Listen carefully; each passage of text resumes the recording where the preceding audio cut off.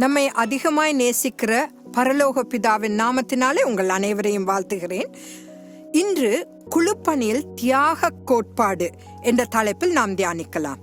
நெகேமியா 3வது அதிகாரம் 1வது வசனத்துக்கு நாம் திருப்பிக் கொள்ளலாம். அப்பொழுது பிரதான ஆசாரியனாகிய எலியாசிபும் அவன் சகோதரராகிய ஆசாரியர்களும் எழுந்து ஆட்டு வாசலை கட்டினார்கள்.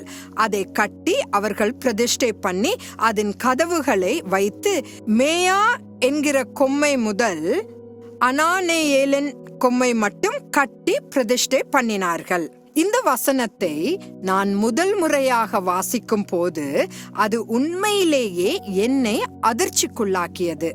பிரதான ஆசாரியன் சாதாரண ஆசாரியர்களிடமிருந்து தன்னை விலக்கிக் கொள்ளவில்லை. இது எனக்கு ஆச்சரியத்தை ஏற்படுத்தியது. பிரதான ஆசாரியனாகிய எலியாசிப் தான் உயர்ந்தவன் என்று எண்ணியதாக தெரியவில்லை. அனைவருடனும் இணைந்து பணியாற்றினான். தேவனால் நியமிக்கப்பட்ட ஒரு தலைவராக பிரதான ஆசாரியர் தனது கைகளை அழுக்காக்க தயாராக இருந்தான். ஒருபோதும் மற்றவர்களிடம் வேலையை ஒப்படைத்துவிட்டு பின்னால் உட்கார்ந்து தூரத்திலிருந்து பார்த்து கொண்டிருக்கவில்லை. தேவராஜ்யம் கட்டளையிட்ட எதையும் செய்ய அவன் மனமுள்ளவனாக இருந்தான். இதுதான் முன் உதாரணமாக இருந்து வழி நடத்துவதாகும். எலியாசிப் வெட்கப்படாமல் தேவனுடைய வேலையை செய்தான். இன்றைய காலகட்டத்தில் எலியாசிப் போன்றவர்களை காண்பது மிகவும் அரிதானது. தங்கள் குழுவை, அதாவது அணியை உயர்ந்த நிலைக்கு கொண்டு செல்ல எதையும் செய்ய தயாராக இருப்பவர்களை இக்காலகட்டத்தில் காண முடிவதில்லை. தியாகத்தின் கொள்கை இன்று காணப்படுவதில்லை.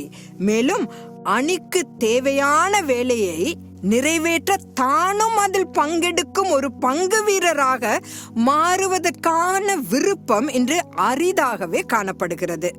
தங்கள் அணியின் நன்மைக்காக கிறிஸ்தவர்கள் தங்கள் தனிப்பட்ட ஆசைகளை தியாகம் செய்ய தயாராக இல்லை. ஒரு குழுவாக நாம் செய்யும் ஒவ்வொரு வேளையிலும் என்னுடைய பங்கு என்ன என்பதை காட்டிலும் நான் எதில் பங்கெடுக்கிறேன் என்ற கேள்வியை நாம் முக்கியமாக கேட்க வேண்டும். எலியாசிப் போன்றவர்கள் எப்போதும் அணிக்கு முதலிடம் கொடுப்பார்கள். வரும் நாட்களில் எலியாசிப்புகளை அதிகமாக நாம் பார்க்க முடியுமா?